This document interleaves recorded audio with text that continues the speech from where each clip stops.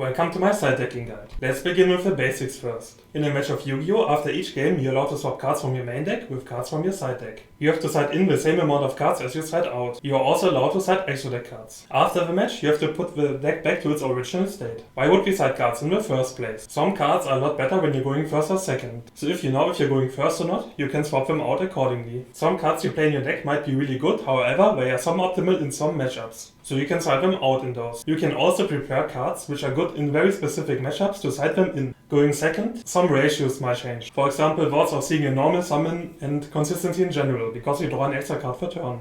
What cards are typically sided out?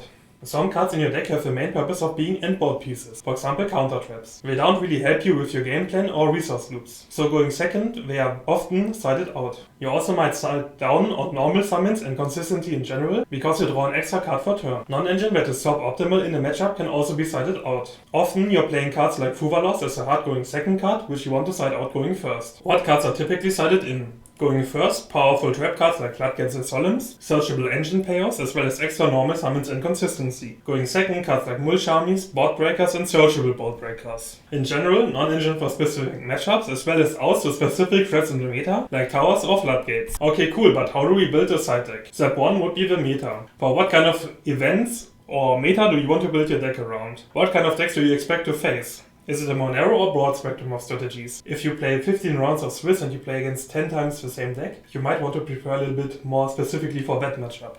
You should already have a rough game plan for the meta. Let's assume we just take a random side deck and put it as our side deck. What problems do we might encounter? We might be stuck on subpar non-engine in certain matchups because we don't have enough cards to side in. We can also have too many cards for certain matchups to side in, so we cannot take every card from our side deck and put it into our main deck, even though we put the card in for that matchup. We cannot put in all our going first or going second cards in without taking out very good cards we kinda want to keep in our deck in the first place. So we have to make a plan beforehand. We can make so-called siding patterns for matchups and for going first and second. So how do we do siding patterns? Before we think about what to side in, we have to look at what we want to side out in the first place. We can, for example, make a screenshot of our deck list or something like that, and then we can mark cards we are very likely to side out and cards we are only likely to side out, and mark them in two different colors. Afterwards, we can write down the rough amount of cards we want to side out in every circumstance. For example, for going first, I want to side out 3 to 6 cards on average, or in the Malice matchups, I want to take out 7 cards roughly going first, and 5 to 8 going second, etc. Here we have one example. Here we have a Draco Tail deck list, and now let's do some siding patterns. Let's say we are going first, right? We're definitely taking out the Fuvalos in basically every matchup. The Urgula we can take out in some matchups where we don't really need him. Otherwise, we just keep him in. And the engine we don't really want to touch, apart from that. And we might consider swapping out Nibiru's or Bell in matchups where they are not that good. Going second, since we have different ratios, we might take out one Lucias and one Rahu because the consistency changes. Here again, we have our flexible non-engine slots we can swap out, like Ghost Bell, Nibiru. We can also take out one of our traps, because we don't need as much engine payoff going second, so we can in most matchups just chill with 2 traps already. We can also consider taking out Orgula and the Fallen and the Virtuous in matchups that are not as good. I have one important disclaimer to make before we go on. Don't just side non-engine that is considered good. Try to understand why people side cards and how they interact with the opponent's deck. Often those tech cards are only because of certain interactions which might not come up in your deck. Your game plan also might be different from other meta decks. So what you sides would make sense with your main deck already. We basically have a plan already how we want to fight the meta deck with our deck, so our side deck should have a very similar purpose to those plans. Let me give you an example. Magnamut is considered to be a very strong card versus a Blue Eyes strategy. It doesn't really stop the Blue Eyes resource loops or something.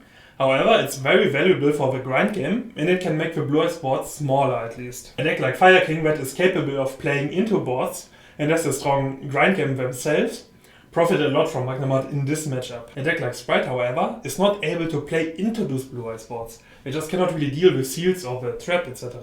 And they do need to OTK, because otherwise they just fall so far behind and cannot grind with Blue Eyes in any shape or form. So a deck like Sprite doesn't really profit as much from a Magnamut as the Fire King deck would. Here we have another example. A deck like Mitsurugi Yami likes to side double Cyclone in the Draco Tail matchup at the moment. The reason for that is that they can dodge the spell negate while forcing out another trap card at the same time without giving the opponent a draw. which can be a very big power play to break the board. If you would try to do the same in Centurion, it would simply not work, because it just doesn't fit the game plan at all, nor do you have one of these interactions. Okay, now let's go to step 3, finding candidate cards. Now we have a rough idea what we want to side out. Next we try to add cards to fill out slots we have to side out. There's only limited space in the side deck, which means you cannot fit in the perfect cards for every single matchup all the time, etc. So we do need to make some concessions down the line. So that means we should probably try to find cards that can we use for multiple purposes. Often we have some cards in our side deck we really want to have there, right? For example, I don't want to go out to play Wisest without rolls in my side deck. Or if I'm too scared of Malice, I want my Lanciers, etc., right? If we assume we have something like this, we just put it in already before anything else and do siding patterns with those. Now we can make a list of candidates, which we can consider to play and fill in the gaps. If you don't have any ideas yourself, just look at other lists or something. If you want a better overview, you can also give each of the candidates a mark from 1 to 10 for each situation, right? For like going first or for how good they are in the matchups, etc. Here I have an example. Let's say we want to run these 5 cards here or something, like the Drolls and the Goldbar or something. And these are like some candidates cards we're considering to play. For example, TTT is a very good card going first. However, it can be helpful in some matchups as well going second. Effect Veiler is a card that is good in the Dragontail mirror, and it's also effective versus the Lunar Light deck. For example, it's very strong versus Malice going first. However, it doesn't really work going second against them, and there's basically no overlap with like other meta matchups, so we have to accept less powerful options to side in versus Malice going first and Imperial or Iron Roll to have a better side deck overall. Now we have to make some priorities. We already have a good idea what we can side in, but we don't have enough space to fit everything in. So now we're making the concessions. On what corner do we cut? Do we want to have like less going first cards? Do we want to have less targeted hate for certain matchups, etc.? To understand what is the best choice, we have to basically compare the damage we lose in the win rate when we are replacing the better choice with something worse. If I draw a regular hand drop instead of my Solemn Judgment going first, like how much worse is it? Or how often will I play versus Canine decks? How often do I search the searchable one off, etc., right? Let's make an example here. We have our fixed spots from step 3. I might have forgotten the Solemn. And going first, our Fuvas need to be sided out. We definitely want some non-engine for the mirror match. We also want some flexible hand traps to side. At the moment we don't have anything targeted for Mitsuyami yet. And we also keep Ghost Bell and Nibiru in the mirror match going first at the moment, which isn't particularly optimal. We are also very light on going first cards in general, because we only have Fenrir and Goldbite at the moment. Also against Malice going second, we don't really have enough to properly side in for them yet. What would be some possible solutions for this? For example, we could put a high priority in going first cards. This, for example, fixes the mirror match for going first. We have, in general, a very high win rate for going first. However, this also has some downsides. We have less hate for Mitsuyami deck.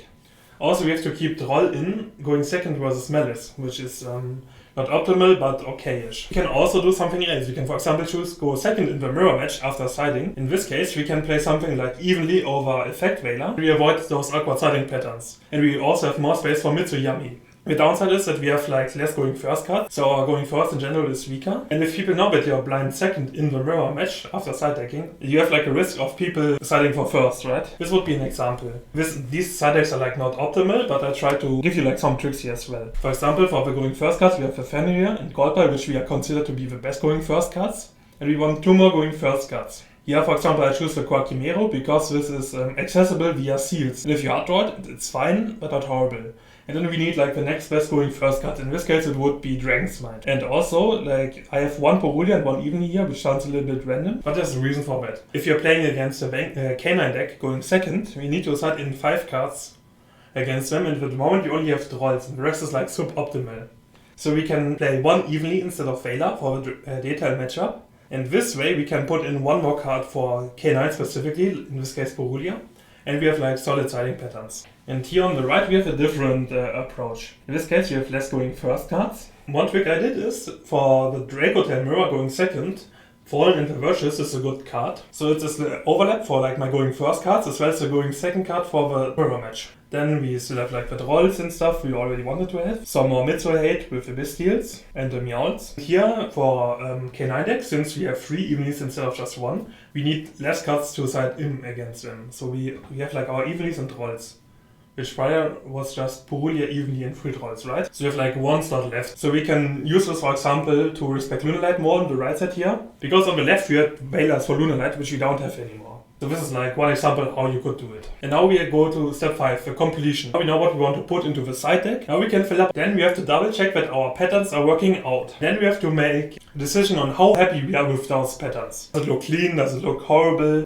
Are we happy or not, etc. And step 6 is test and repeat. Congratulations, you have a finished side deck for now. What sounds great on paper, however, on the first try might not always be optimal. Test it out in practice games and make notes. Afterwards, repeat the steps you already did with your new knowledge and play it. Also try out alternative routes and priorities till you're very happy with it. Let's do a real conclusion. We talked about the basic rules of sidedecking and what cards are typically sided in and out. It's important to have a look at the meta to have a better idea for what you will have to prepare for and how aggressively you can side for specific matchups or not. Siding patterns are very helpful for making a proper side deck. Based on our priorities, we can fill our side with cards that are in line with our game plan against the other decks, while avoiding to over and underside for specific situations and matchups. What are some of my recommendations? Don't be afraid of siding extra deck cards. That is done very rarely, however it can be very good. Don't just side the same things as others. Think about all the options. If you understand the gameplay patterns and choke points of the other decks as well, you can come up with some powerful tech options which not many people know about, which can be very deadly. Don't just side 3-offs all the time. Siding non-searchable 1-offs is completely fine and completely overhated for no real reason, especially if it comes to siding patterns. Thanks for listening. Bye.